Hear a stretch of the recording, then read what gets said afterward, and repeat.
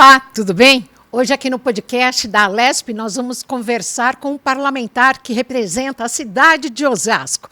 Pela primeira vez aqui nos estúdios do podcast da Alesp, o deputado Rogério Santos, do MDB. Muito obrigada, bem-vindo, obrigada por ter aceito o convite. Eu que agradeço, é uma alegria poder estar no podcast, disponível para a gente poder conversar. É uma alegria estar aqui. Eleito com 76.600 votos, depois de passar por quase 2 mandatos na Câmara dos Vereadores em Osasco. Qual a demanda que o senhor chega aqui? E agora já passados quase 150 dias. Bom, trazemos muitas demandas. Em Osasco eu trabalhei muito com a questão da defesa da pessoa com autismo e com a pauta da família, né? A defesa da família como base da sociedade, dentre outras. E em relação a essas questões, como é que foi chegar aqui, estar aqui na Assembleia, na maior casa da América Latina pela primeira vez? É impactante chegar na Alesp. A Câmara de Osasco é uma Câmara já considerada grande também, onde aprendi muitas coisas, mas quando comparado à grandeza dessa casa maior, da grande casa que é a Alesp, é impactante ver o tamanho, a importância, a estrutura que tem. Na verdade, é uma faculdade que a gente faz durante esse tempo. Só que com uma responsabilidade ainda maior, né? Com uma diferença de que no município você trabalha com demandas até um pouco mais próximas ali do munícipe diretamente, e aqui na Alesp com uma visão mais institucional, de representação também das instituições. O que para mim cativa muito, porque eu acredito muito que as instituições, elas são de fato os instrumentos para fazer a sociedade funcionar. Então chegar à Alesp com essa missão de ser um mediador entre as diversas instituições municipais, seja do setor público, seja do terceiro setor, e poder ser esse representante aqui dentro, para mim é um grande desafio, uma grande missão que eu abraço com alegria. E como foi chegar aqui, começar a trabalhar numa casa que tem 94 parlamentares, do seu partido são 4 ou 5 que o senhor falou? 4 deputados. 4 do MDB, como é que foi? A gente precisa se adequar ao ambiente, né? São 94 deputados, legitimamente eleitos pelo povo, cada um com a sua demanda, cada um com a sua visão, seja ideológica ou de mundo, e que devem ser respeitados, cada um deles. Então, o primeiro momento é quem são essas pessoas, como que eu vou me relacionar com eles, como que eu posso construir caminhos de unidade, caminhos para aprovar, sejam projetos ou, de alguma maneira, consolidar ideias, programas que a gente possa favorecer a nossa população. Então, em um primeiro momento vamos conhecer, vamos saber onde estamos, com quem a gente pode construir essa unidade. Esse é o desafio inicial. E há de haver parceria com os demais políticos de partidos, inclusive opostos, mas que são da sua região? Como é que funciona isso? Sempre é possível. Eu acredito na política que constrói o bem comum. E existem muitas pautas, muitas mesmo, passíveis desse bem comum. Nós não precisamos necessariamente, por ter um partido que seja de oposição, ir contra, porque às vezes a ideia é boa, a proposta é boa. E nós precisamos fazer da política, e é assim que eu acredito, um instrumento de consenso. Então, a partir, lógico, do meu partido, do MDB, com os colegas deputados, mas em diálogo com os outros, sejam da base, onde estou hoje, ou da oposição, encontrar os caminhos possíveis para as melhores políticas públicas para o nosso Estado. Não é possível a gente tocar o instrumento político procurando adversários a serem combatidos ou derrotados. Não, nós não estamos aqui para isso. Nós estamos para buscar os caminhos possíveis, nas pautas possíveis de unidade, porque eu acho que é isso que a população espera de nós. E como você mesmo falou, até me dá licença de tratá-lo por você, como você mesmo falou, tem a questão da distância, né, da grandeza do Estado. Hoje nós temos aqui cidades e municípios que ficam a quase 700 quilômetros da capital. Exatamente. Não, os votos que eu tive, uma parte deles, claro, está na minha cidade, mas eu recebi voto, Renata, em mais de 300 cidades do município. Eu tenho uma relação, vamos dizer assim, de parceiro com muitos prefeitos, com muitos vereadores, com muitos amigos, com instituições. Então nós precisamos construir isso, né? Qual a sua formação? Como que você se tornou político, Rogério? Essa é uma boa pergunta. Eu, na verdade, nunca planejei estar na política. Não é um sonho de criança ou alguém que pensava um dia em assumir algum mandato político. A minha formação é em teologia. Eu sou membro da Igreja Católica, fiz uma graduação em teologia na Unisal, Universidade dos Salesianos, aqui em São Paulo, na Lapa. E depois eu fiz um mestrado na PUC, também na área de teologia dogmática, porque eu sempre estive dentro do ambiente católico de formação de lideranças católicas. Mas em 2006, eu conheci o deputado Reinaldo Augusto, que esteve nessa casa por 4 mandatos, e ele, com um trabalho muito importante que ele vem fazendo de formação de lideranças nas bases, eu o conheci, fiquei entusiasmado com o trabalho que ele estava fazendo, fui conhecer, me tornei um voluntário dentro daquele processo de formação de liderança. 10 anos depois, 2016, na minha cidade, um grupo de pessoas resolveu se organizar e acabaram indicando o meu nome para vir como candidato a vereador. Aquele grupo se organizou em um trabalho voluntariado, inclusive, com um custo baixíssimo. Nós conseguimos a eleição em Osasco, na época pelo Podemos, né? E a partir dali, então, eu iniciei um trabalho político, tentando descobrir se é esta mesmo a minha vocação ou não, mas isso foi se consolidando com a reeleição e agora também com a eleição para deputado. Então, eu estou dentro de um processo de descoberta política. E é a vocação? É sua vocação? Eu acredito, Renata, que quem precisa dizer se é ou não a vocação é a comunidade reunida. Eu acho que os votos vão consolidando isso. Eu me sinto como alguém, talvez seria a palavra missionário, dentro da política. A vocação ela se consolida com o tempo. Eu espero que seja, porque eu tenho gostado, sobretudo, desse papel de mediador, de fiscalizador, mas também de alguém que está propondo um caminho possível na política, junto com todo esse grupo que a gente disse. Eu aproveito para mandar um abraço para o deputado Reinaldo Augusto, porque eu tenho um grande apreço como um grande líder político do nosso Estado, e no caminho, nas pegadas dele, eu tenho procurado fazer também o meu trabalho, como alguém que eu tenho por referência. Então, está valendo a pena, e eu acredito que a gente tem uma história ainda a ser construída. Com certeza. E em relação à questão de Osasco, o que você traz de Osasco aqui para a Assembleia e de que forma isso será desenvolvido nos próximos 4 anos? Sim, eu tenho um caminho muito interessante com o prefeito Rogério Lins, meu xará, porque foi a primeira pessoa quem me acolheu ali dentro da cidade, na política, depois que a gente tomou essa decisão. E desde aquele momento nós temos feito um trabalho de unidade. Ele acabou lançando também o Gerson Pessoa como deputado.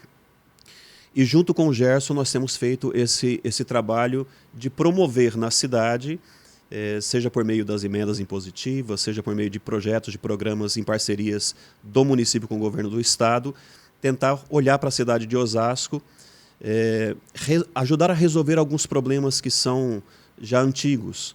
Por exemplo, o acesso da rodovia Castelo Branco para dentro da cidade, que o governador anterior, o Rodrigo Garcia, já aprovou, já está em andamento, mas foi um trabalho que a gente começou lá atrás como vereador, junto com o prefeito, e agora eu e o Gerson a gente acaba acompanhando esse trabalho.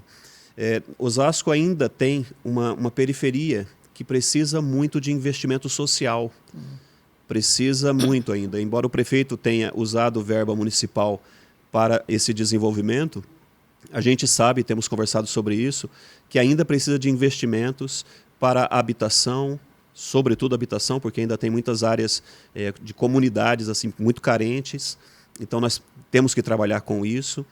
A questão da saúde, que não é um problema só de Osasco, é um problema geral, inclusive agora a gente está tentando viabilizar um recurso até alto para a cidade de Osasco poder investir nas UBSs, são mais de 30 UBSs dentro do município, que precisam de investimentos, então a gente está viabilizando isso.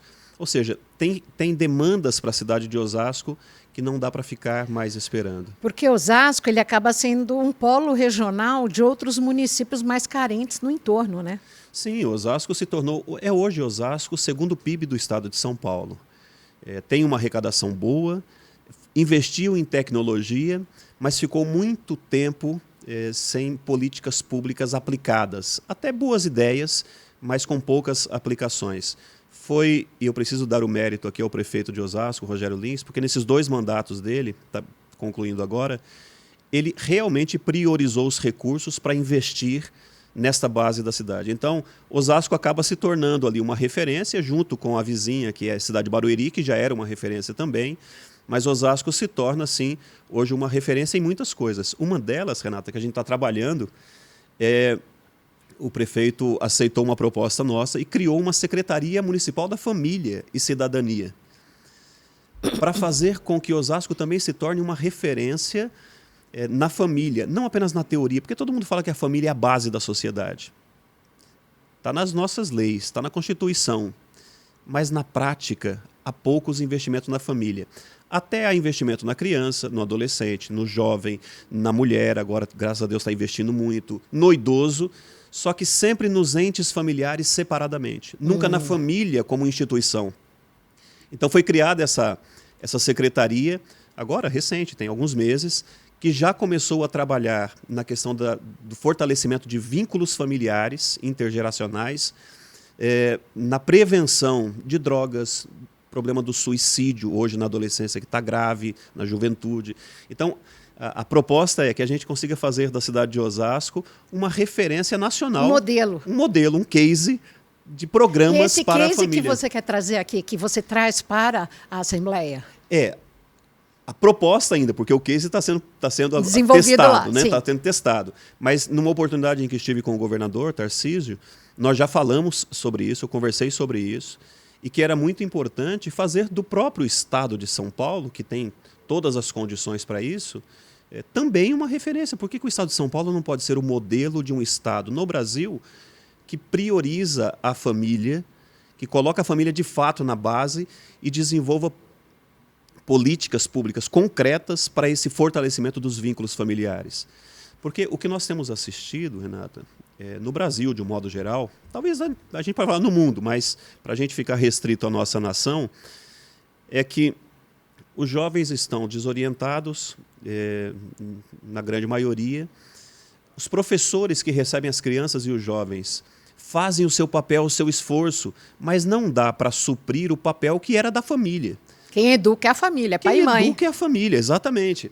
Então, se as instituições não cumprirem cada uma delas o seu papel, por exemplo, a instituição familiar não cumprir o seu papel, sobrecarrega as demais instituições. Então, a instituição educação tem que absorver, além do ensino, também um papel educacional. E não dá conta, porque o professor primeiro que ele não tem essa obrigação. E muitos deles nem foram preparados para isso. Aliás, a grande maioria não foi preparada porque a universidade de pedagogia e outras formações não preparam para substituir o papel de pai e mãe. Não é o papel dessa instituição. E isso se desdobra nos problemas de segurança. A instituição de segurança tem que lidar com isso aqui. Prevenção de álcool, drogas também por meio da segurança. Enfim, a própria religião acaba padecendo, sofrendo as consequências porque, na base, a família não dá o instrumento primeiro, a educação primeira, os valores, os princípios que precisam ser dados. E a gente vê isso refletido, sobrecarregando as demais instituições. Então, o que eu já apresentei ao governador, em uma fala mais geral, ainda nada rascunhado, mas que era importante que o Estado de São Paulo começasse a olhar para o papel da família como prioridade dentro das políticas públicas familiares, das políticas públicas. Eu acho que nós temos um caminho aqui. Eu poderia dizer, essa é a minha principal pauta aqui dentro da Alesp, é como desdobrar projetos que façam a família assumir o seu protagonismo. A família não precisa de um Estado tutor, de um Estado paternalista que fique ali fazendo o seu papel. O que a família precisa é ter instrumentos para que ela assuma o protagonismo, pai, mãe, avós, tios, cada um saiba quais são os seus papéis dentro desse processo de educar a família, os filhos, para serem boas pessoas e bons cidadãos. A gente resolveria muitos problemas se o investimento inicial estivesse na família. Renata, na Colômbia, eles investem... O que é investir na família? É isso que a gente está dizendo. Primeiro, trazer os pais... Primeiro que tem que ter investimentos mesmo, de curso, de formação, porque, eu não sei, a gente pode dizer assim, nós viemos de um tempo em que os pais sabiam, inclusive, qual era o seu papel dentro da família. Hoje, a maioria dos pais novos, recentes, não sabem qual é o seu papel. Por quê? Existem outras prioridades. Então, o que o governo, o Estado precisa fazer? Investir na capacitação. Primeira coisa, investir na capacitação da família, dos pais. Por exemplo, um dos programas que até do governo federal, e nem é do último governo, já vinha desde o governo da Dilma, se eu não me engano, é um programa chamado Famílias Fortes, que capacita gestores de escolas, capacita voluntários que queiram participar, para dar dentro das próprias escolas formação para o filho, para o jovenzinho que está ali, e para os pais. E isso tem custo. Né? É possível, até por meio de emendas, fazer alguns investimentos. O deputado Henrico Mizaz investiu muito nisso também, enquanto estava como deputado. Mas o governo precisaria dispor de recursos para investir nesse tipo de capacitação de gestores, de professores, de voluntários que sejam, para que eles trabalhem na base com o fortalecimento das famílias. Depois, existem outros projetos que parecem ser de outras áreas, mas que estão diretamente vinculados à família. Por exemplo, quando a gente fala de mobilidade urbana, o que isso tem a ver com a família? Tem tudo a ver. Porque, veja... Maior qualidade de vida, a pessoa perde menos tempo no trânsito e fica mais em casa. Ou a gente fala assim, a mãe precisa estar mais com o filho, porque é importante que a mãe esteja mais com o filho. Só que a família tem necessidade, a mãe precisa sair para trabalhar. Então, o Estado precisa fazer o quê? Melhora, porque se a mãe fica 2 horas no trânsito para ir, 2 para voltar, são 4 horas fora de casa. Se melhora essa capacidade de mobilidade, a mãe vai ter mais tempo para ficar em casa. O mesmo serve para o pai, que está trabalhando fora. A questão do idoso. Às vezes a família precisa sair, mas tem que cuidar do avô, do pai. Por que não tem mais ou creches para idosos, centro-dias, que possam ficar, investir nisso para que a família possa trabalhar, os pais ficam cuidados pelo Estado, mas depois eles retornam para casa. Não de longa permanência, mas que voltem para casa. Só que tem um detalhe, enquanto está ali, você tem uma série de profissionais durante o dia que aquele idoso está sendo cuidado. Mas qual é a orientação que os filhos recebem no trato, no cuidado para com os seus pais que estavam ali? Não tem isso. Nenhuma. Então, por que nós não temos programas de formação para os filhos que têm pais idosos ou avós de como cuidar, de como que tem que se dar essa relação? Então, são investimentos que o Estado precisa fazer. Um pouco disso a gente está começando a fazer lá na cidade de Osasco, ainda inicialmente, mas com uma perspectiva muito favorável, de que a gente vai ter muito sucesso nisso. Acho que interessante essa parte. Em Brasília, e também aqui, muito se fala que tem a bancada da bala, a bancada evangélica. Onde que o senhor, que tribo que o senhor frequenta? Como é que o senhor se define? Olha, eu respeito aos deputados que se organizam em bancadas desse tipo. Porque cada um tem aí as suas justificativas. Eu penso a política de um modo um pouco diferente. Eu acho que nós já temos uma organização institucional, que é o próprio partido, que você já traz ali as suas prioridades. As ideologias, sejam elas de modo mais filosófico ou religioso que seja, elas devem ser correspondidas à medida em que o deputado, que foi habilitado pela população por meio de um mandato, represente essas ideologias. Quando a gente pega, essa é a minha opinião, e organiza por segmentos, ou bancada da bala, ou bancada católica, ou bancada evangélica, a gente traz um elemento para a política que, a meu ver, é ruim. Porque nós fragmentamos mais ainda a política. Entendi. E eu sou favorável de que a gente possa respeitar os instrumentos políticos, partidários, e se unir à medida em que as pautas elas sejam comuns. Eu não consigo me ver dentro de uma bancada, por exemplo, uma bancada católica. Seria muito conveniente para mim, eu ganho todos os católicos porque eu sou católico. Mas o ser católico, só para explicar isso aqui rapidamente, o ser católico, a palavra católico significa universal. Plural. Se ela é universal, ela não pode ser uma parte. Então eu não posso estar em um grupo só nosso, só para defender os nossos interesses. Claro, todo mundo tem os seus interesses. As religiões têm os seus interesses. E, de alguma maneira, os deputados que são membros dessas religiões já estão defendendo esses interesses. A gente não precisa montar uma espécie de sindicato para defender só esses interesses.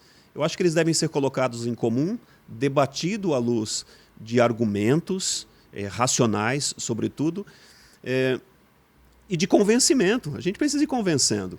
Então, eu não sou contra, repito, as pessoas que participam ou que organizam as suas bancadas, que entendem que esse é um caminho.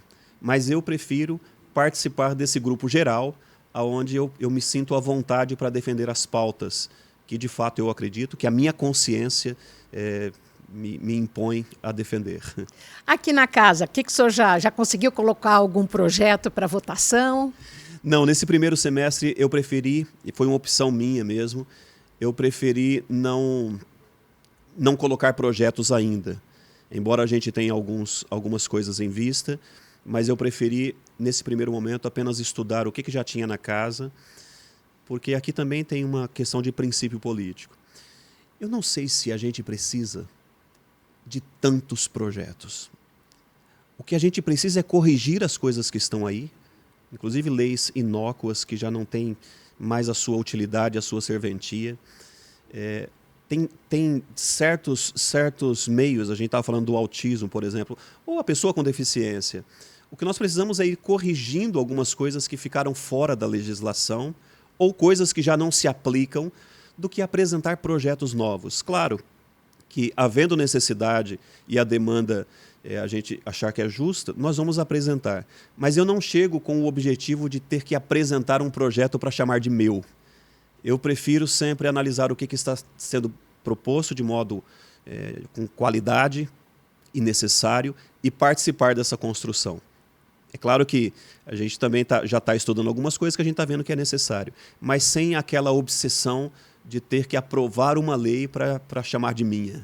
Agora, recentemente, vocês fizeram um grande evento aqui na Assembleia em relação à Associação Coping. Descreve para a gente o que é isso. Sim, a Associação Coping Brasil, ela completou agora 100 anos, é o centenário, e nós tivemos esse privilégio de poder apresentar primeiro uma moção e depois uma sessão, propor uma sessão solene para celebrar esses 100 anos. O que é a Associação Coping? Porque, como no início eu falava para você, eu conheço Coping por um clube de alemães que existe na Zona Sul, mas esse deve ser uma outra vertente. A Associação Coping, ela foi fundada por um sacerdote alemão, Adolf Coping, em 1849, 1850, na Alemanha.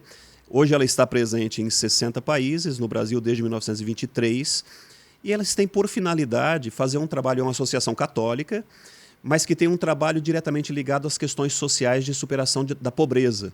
Aqui no Brasil mesmo tem muitas unidades, são mais de 160 unidades que trabalham com a superação da fome, da seca, o problema da formação e capacitação de crianças e adolescentes. É uma entidade filantrópica? Uma entidade filantrópica, de cunho social, mas também preservando os valores católicos. Então, eles trabalham com a cultura, a religião e o esporte, né? Dentre outras coisas, mas, sobretudo, essas três etapas. Já atenderam mais de quase 500 mil de pessoas, com mais de 1.100.000 atendimentos desde que começou aqui no Brasil. Ou seja, é um trabalho seríssimo que merecia mesmo essa sessão solene, esse reconhecimento da homenagem, da LESP. Essa grande festa. É uma homenagem e foi muito bonito. A gente pôde ver o quanto que essas pessoas se entregam, se dedicam pelo bem do próximo. E essa associação você já conhece há quanto tempo? Associação mais diretamente mesmo, eu conheci em Osasco, porque lá também tem uma unidade. Nas cidades da região ali tem as unidades. O Monsenhor Paulo Link, que é da cidade de Carapicuíba, é um grande idealizador, muito respeitado dentro da Associação Coping no Brasil. Então, eu já conhecia há alguns anos, mas assim, mais distante. Foi agora, recente, durante o mandato como vereador em Osasco e agora, no início desse mandato, que eu acabei me aproximando um pouco mais deles. Falávamos muito sobre religião. O que representa para você o Papa Francisco? O Papa essa sua jornada? Sim, o Papa Francisco ele é um ícone, a gente pode dizer assim, de alguém que tem um coração voltado para o mais pobre, para o mais simples. É um homem que eu acredito que está sendo um instrumento de Deus na igreja, no mundo, sobretudo nesse momento difícil que o mundo está vivendo, de confusão, sobretudo na questão social, humana mesmo. Ele falava muito do problema das periferias existenciais, não só as periferias sociais, mas existenciais. Quer dizer, onde as pessoas, o ser humano está sendo colocado em segundo plano. Se prioriza a tecnologia, se prioriza tantas outras áreas, a própria economia, e o ser humano fica apenas como um instrumento quase que de trabalho apenas. A dignidade da pessoa humana. E o Papa Francisco tem uma visão muito forte sobre isso. Eu vejo que ele é uma resposta de Deus para a igreja e para a sociedade nos tempos de hoje. Deputado, você está aqui na casa e segue agora nesse seu segundo semestre. Quais os projetos que você pretende apresentar, que já está desenvolvendo com a sua equipe no seu comitê? Nós estamos trabalhando agora, inclusive hoje de manhã. No seu gabinete. Eu conversei com um dos assessores. Nós estamos desenvolvendo essa questão da família, de políticas familiares. Nós vamos apresentar aqui, se possível, já no segundo semestre. Se não, no máximo, no início do próximo ano, já algumas propostas concretas para serem levadas para o governador, primeiro aprovar aqui, levadas para o governador, para ver se a gente começa esse trabalho já aqui na LESP. Você está na vice-presidência de uma área muito importante aqui da Comissão de Infraestrutura. O que vocês estão debatendo? O que se pretende com isso? A Comissão de Infraestrutura debate toda essa questão, inclusive uma pauta interessante que vai ter, que é a questão da privatização da Sabesp, que está dentro dessa discussão. Ainda não chegou, nós não estamos ainda debatendo esse aspecto, mas o governador Tarcísio, que foi ministro de Infraestrutura, ele traz para o estado de São Paulo uma mentalidade muito importante que a gente começou agora já a falar, que é o seguinte: nós temos muitas obras paradas, ou iniciadas, não necessariamente paradas, e que o governador entende que precisa ser dado continuidade. A própria ampliação agora do metrô, que está sendo uma discussão importante, embora seja da Comissão também de Transportes, de Mobilidade, mas a gente já começa a discutir isso também.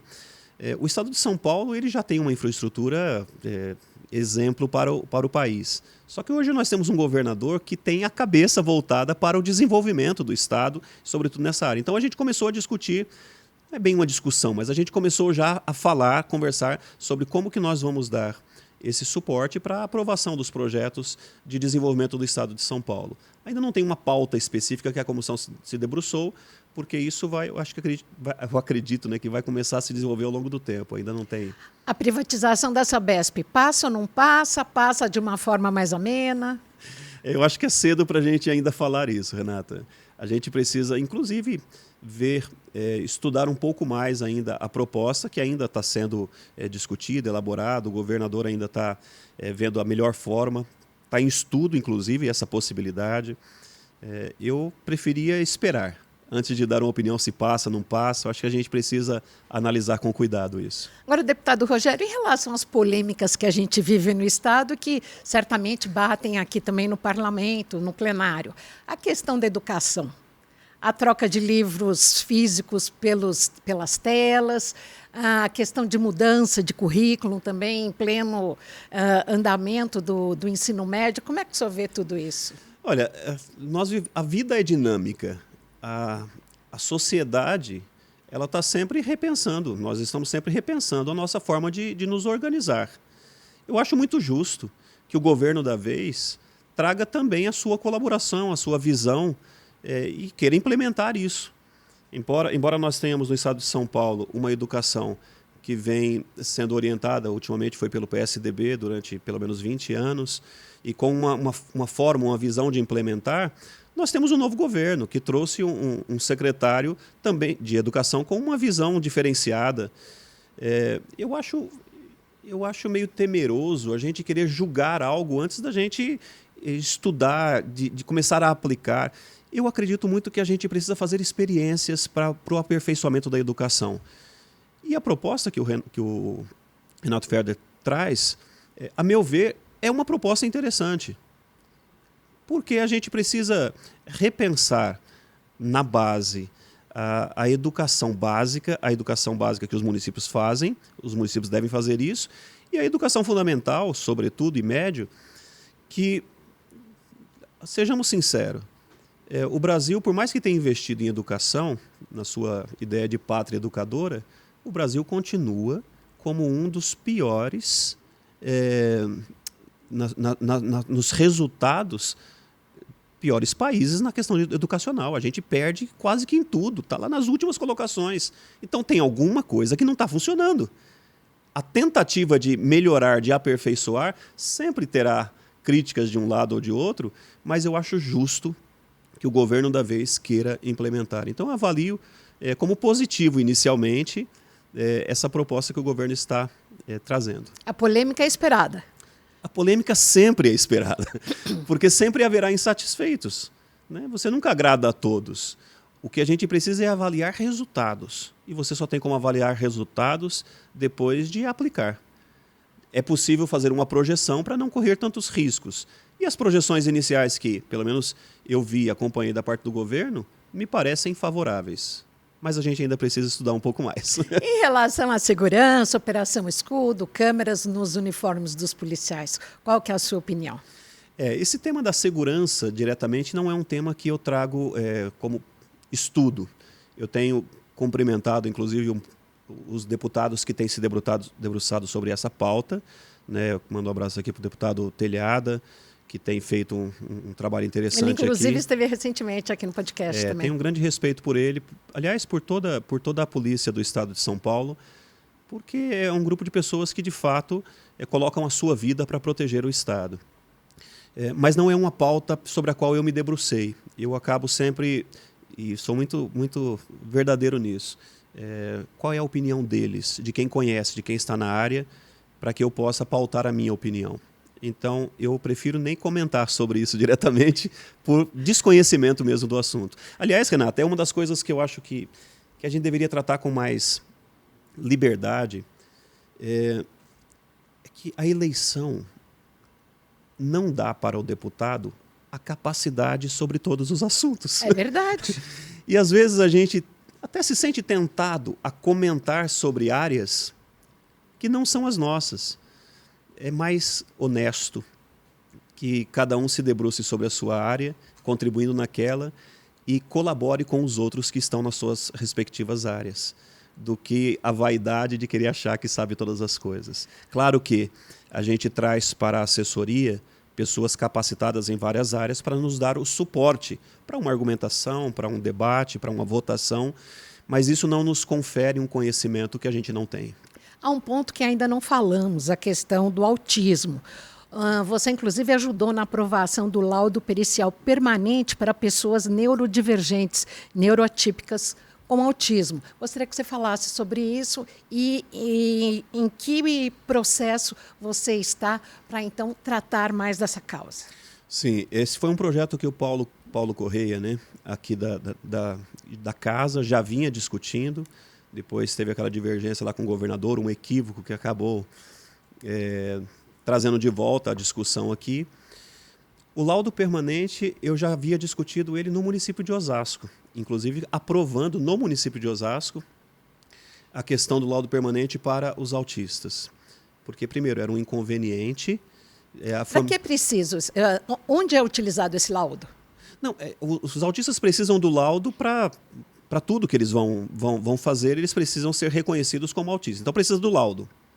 O problema não era esse. O problema é que, como o autismo ele é permanente, ele não tem cura, era necessário que tivesse um laudo que fosse definitivo. Permanente. Era irracional aquele comportamento. Então, nós reconhecemos isso no município de Osasco. E, quando eu cheguei aqui, o Paulo Correia já vinha trabalhando com esse tema. E é óbvio, daí eu acompanhei ele na votação, parabenizando, inclusive. O autismo, as últimas pesquisas e estudos sobre o autismo têm revelado que há um aumento, inclusive, de percentual na população quanto às pessoas autistas. Isso não significa necessariamente que está tendo mais autistas. É que nós estamos tendo melhores instrumentos de detecção, de avaliação das pessoas. Então, a gente acaba tendo um número maior e a projeção é de que isso cresça. mundialmente era em torno de 2%. Isso já está sendo avaliado e já está se chegando a mais ou menos 5% da população tem algum traço, tem alguma das questões autistas. Nós vamos precisar trabalhar com políticas voltadas para o autismo. Nós vamos ter que ter um olhar mais próximo. Grau mais leve ou mais severo? Exatamente, para todos, né? De um modo geral, independente do seu grau. Aliás, eu não disse aqui, né? Eu tenho um dos meus netos, o mais velho, ele é o Rael, ele tem 7 aninhos e a gente descobriu o autismo nele quando ele tinha 2 para 3 aninhos. Antes eu já havia começado esse trabalho e depois eu descobri que na família nós tínhamos eu chamo de graça de Deus, ter alguém com autismo dentro da família, porque daí nós aprendemos a conviver, a lidar, e ele é fantástico. Então, não por causa só do Rael, mas por causa desta verdade, desta realidade brasileira, nós precisamos nos debruçar com políticas voltadas para a pessoa autista. E não pode sair da cabeça de deputados. Tem que sair de especialistas e, sobretudo, dos pais, das mães. Aliás, 90% quem cuida é a mãe. Os pais, infelizmente, abandonam. Então, nós precisamos ouvir essas mães. Tem associações organizadas. E nós precisamos ouvir o que essas pessoas têm de experiência, além, claro, dos especialistas. Então, as políticas não podem ser lançadas apenas com um Ctrl+C, porque em algum lugar foi feito. Não. Nós precisamos nos debruçar sobre essa causa e aperfeiçoar a nossa legislação sobre a questão autista no estado de São Paulo, pelo menos. Atender as dores, né? Atender as dores. E, Renata, muito bem lembrada, eu lembro de uma mãe em uma audiência pública, ainda lá no meu município, que ela dizia, chorando inclusive, para as pessoas que estavam, ela dizia assim: vocês sabem o que é um shopping? É óbvio que todo mundo sabe. Ela disse: eu não sei, porque o meu filho é severo e eu não tenho com quem deixá-lo. Então eu não sei o que é andar dentro de um shopping. Quer dizer, quando eu ouço uma mãe dizer isso, que ela não tem tempo para mais nada, a não ser para o seu próprio filho, primeiro é muito bonito ver uma mãe que entendeu a sua missão e se debruça sobre essa realidade. Mas eu me pergunto, e nós, enquanto Estado, o que faremos diante desta realidade? De tantas famílias que vivem nessa situação. Então nós não podemos ser negligentes e nem indiferentes a esse caso. Então essa é uma pauta que já existe uma frente parlamentar aqui proposta pelo deputado Rafael Saraiva, que eu assinei como membro e quero colaborar porque eu penso que nós temos que priorizar essa pauta aqui na LESP. Devem ser investidos recursos na educação, em geral, em políticas públicas nessa área? Sem investimento, sem recursos, não dá para fazer. Acho que o papel do Estado é esse. E nós vamos tentar viabilizar. Eu sinto que o governador ele é muito sensível a essa causa. Então, já haverá por parte do governo, certamente, recursos destinados a isso. Eu ainda não estudei profundamente, mas eu sei da sensibilidade dele a isso. Mas o que nós pudermos pleitear também aqui para direcionar a essa causa, podem contar de verdade com esse deputado, que será uma prioridade nossa. A sua missão, a sua responsabilidade hoje é outra, do tamanho dos seus 76.600 eleitores? Com certeza. Eu penso todos os dias. E, para ser mais preciso, é 76.602, porque eu não posso deixar esses dois. Cada uma dessas pessoas acreditaram que eu poderia representá-los nessas pautas comuns que nós trazemos. E essa é uma responsabilidade que eu trago. Não chega a ser um peso, porque eu não vejo isso como um peso. Eu entendo, já disse aqui, que é uma missão de vida. Assim como eu cuidei e procuro cuidar da minha família, agora essa minha família é ampliada. E eu vejo, e agora eu posso dizer, não somente nesses 76.602, eu vejo naqueles que, de algum modo, acreditaram, seja durante a campanha ou posterior, depois da minha eleição, que eu poderia representá-los, pessoas que eu preciso corresponder à sua crença, à sua fé, a seus anseios. Ou seja, eu não posso ser negligente com o tamanho da responsabilidade que me foi confiada. E eu quero fazê-lo com o coração, eu quero fazer com a minha vida. Eu quero entregar, e durante esse tempo minha filha, minhas filhas, meus filhos, minha esposa sabem disso e participam comigo de tudo isso. Algum filho seguiu pela carreira política? Você tem 3 filhos e 4 netos? Não, nenhum deles tem uma, vamos dizer assim, uma vocação, uma inclinação. Mas pode acontecer, né? Porque eu também não tinha até alguns anos atrás e estou aqui. Agora, eles são muito, muito conscientes da importância da política. Então, não tem nenhum que é indiferente a isso. Os 3, a Tatiane, a Deise e o Gabriel, que vai casar no final desse ano. E daqui a pouco já chega mais um netinho aí, quem sabe. Os 3 têm muita consciência disso, da importância, e por isso eles me apoiam muito nesse trabalho que eu assumi. Deputado torce para que time? Eu sou palmeirense. Eita, feliz então. Já há muito tempo. Eu já nem pergunto se o Palmeiras ganhou, eu pergunto quanto foi, né? E na hora do lazer, o que você gosta de fazer com a família? Bom, com a família eu gosto de ficar em casa. Minha esposa também é muito caseira, a gente gosta muito de ficar em casa com a família. Mas eu gosto muito de música, eu sou músico, né? Eu toco um pouco de violão, um pouco de guitarra, um pouco de teclado. Poxa! Então, eu tive escola de música, né? Fui professor de música durante um tempo. Então, quando eu posso, eu fico com o violão na mão em casa, mas não tocando profissionalmente, né? Mas é o meu lazer. E qual o instrumento que você gosta mais? Violão. Começou com que idade? Eu comecei aos 14 anos. Meu pai me deu um violãozinho bem simplesinho quando eu tinha de 13 para 14 anos. Um rapaz da igreja, hoje um senhor, Francisco, ele convidou a meninada ali para aprender, montou uma escolinha gratuita e eu fui lá aprender e acabei depois me tornando também o responsável por aquela escola. Então, desde os meus 14 anos eu estou... E depois você fez um curso superior de música, não? Não cheguei a fazer superior, mas eu peguei professor particular e estudei um pouco de violão clássico, né? Até porque eu queria dar aula, então eu precisava entender um pouco mais de teoria, estudei um pouco de violão clássico, além do violão popular. Ai, que privilégio! Então, violão e quais outros instrumentos? Violão e guitarra. Tá. E eu conheço um pouco também de teclado, mas aí é coisa básica, né? Violão um pouquinho mais e guitarra também. Agora, teclado, o mais básico. Alta performance. Mais ou menos.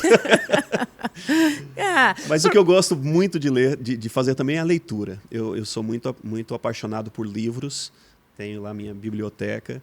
Então, de modo pessoal, além da música, é a questão da leitura. E que tipo de leitura? De todos os tipos. Primeiro, a leitura teológica, porque é a minha formação, né? Mas eu gosto muito de filosofia, tem muitos livros de filosofia que eu gosto de estudar. Não cursei filosofia, mas eu gosto bastante. E romance, de um modo geral, eu curto também. E streaming, pipoca? Eu não sou muito de assistir filmes, é impressionante, mas eu... Não tem esse hábito? Não tenho esse hábito, não tenho. Até assisto uma coisa ou outra, às vezes até com a esposa, mas é pouca coisa, não é meu hábito. Entendi. O que o senhor gostaria de falar que eu não perguntei para o senhor aqui no podcast, deputado? Bom, nós falamos de muitas coisas, né? Sim. Eu acho que eu gostaria só de fazer uma fala aqui sobre o momento político que nós estamos vivendo e o quanto que nós precisamos unir o nosso país e as nossas instituições. Não é possível nós continuarmos numa política de conflito, de guerra, de polarizações, aonde a gente vê o outro como um adversário a ser combatido. Eu acredito, e por isso cheguei até aqui, que a política é realmente um instrumento de paz. A guerra seria a falência da política. Quando a política não cumpre o seu papel, a guerra entra em campo. E nós devemos ser promotores da paz, promotores da concórdia, promotores do bem comum. E eu venho exatamente para a política, porque eu vejo na política um lugar privilegiado para a gente construir amizades, construir caminhos de amizade. Nós temos vivido problemas graves na questão da saúde, a gente citava aqui, na questão da habitacional, da relação humana, da perda da dignidade humana em muitos casos. Isso se dá por uma disputa irracional entre interesses, sejam eles partidários, sejam eles pessoais, que não nos levarão a nada. Então, eu acredito firmemente, Renata, que nós temos uma chance no país de viver um tempo de união, Só que para isso nós precisamos encontrar pessoas que estejam dispostas a renunciar. A renunciar somente os seus interesses e se colocar na política para doar a sua vida pelo bem do próximo, pelo bem do outro. Isso não é uma utopia, isso não é um sonho de adolescente, isso é possível. E nós estamos trabalhando para formar, dentro do estado de São Paulo, quem sabe no Brasil, pessoas que queiram comungar disso e a gente se unir e fazer uma sociedade melhor. No caso da Cracolândia, qual a solução? Entra de novo nessa questão da segurança, né? Eu não tenho conhecimento nessa área. Eu acredito que o prefeito Ricardo Nunes... Segurança da família, de tudo. Bom, eu ia chegar nisso, mas o prefeito Ricardo Nunes, com a parceria com o governo do estado, está começando a encontrar alguns caminhos. Algumas coisas ainda polêmicas para serem entendidas melhor, mas começa a encontrar alguns caminhos, coisa que não tinha sido feito em nenhum momento anterior. Só que o que a gente assiste na Cracolândia é resultado daquilo que você comentou aqui, que a gente disse lá atrás. No fundo, de uma falta de valores, que expurga de dentro de casa e das instituições essas pessoas que, embora tragam a sua dignidade, não conseguem, nem na família e nem na própria sociedade, encontrar o seu apoio. Então, a gente acaba tendo esse problema. Claro que a gente precisa respeitar a liberdade da pessoa. Infelizmente, há muitos que, para chegar até aquela situação, usaram mal a sua liberdade e chegaram naquele caso, naquela situação. Hoje, talvez, a própria liberdade dela está prejudicada porque ela não consegue tomar decisões por conta da própria droga, daquilo que ela está vivendo. Ou seja, é um caminho difícil. Nós vamos precisar trabalhar, seja na formação de base das famílias, seja na questão social, de atendimento, porque tem muita gente que está ali porque ficou desamparada também na questão social do emprego, do trabalho, de moradia. Então, o Estado precisa cumprir melhor isso. Na questão de saúde, nós temos muitas pessoas lá, inclusive transmitindo doenças, foram contaminadas e estão transmitindo. Então, é um trabalho conjunto do Estado, por isso que a solução não é tão simples assim, né? São necessários 94 deputados para trabalharem as leis, votarem e o governador sancionar para colocar esse Estado rodando. É isso. Essa é uma pauta que a gente dizia, uma pauta comum, que não é a pauta da direita ou da esquerda ou dos conservadores. Ou da bala ou do evangélico. Está entendendo? Essa é a pauta da pessoa humana, que a gente precisa sentar, colocar as nossas razões, o nosso entendimento, o que cada um acredita que seria a solução e tentar encontrar a melhor forma de solucionar o problema. Coloca as bandeiras partidárias ideológicas de lado, olha para a pessoa humana que está ali naquela situação e digamos o que a gente pode fazer juntos para resolver esse problema. Isso é excelente, né? É o mundo ideal que a gente tem que buscar. Aqui no podcast da Alesp, a gente agradece a participação do deputado Rogério Santos, do MDB. Deputado, muito obrigada pela sua participação. Volte sempre. Eu que agradeço, Renata, a todos que estão na direção. Muito obrigado pelo convite.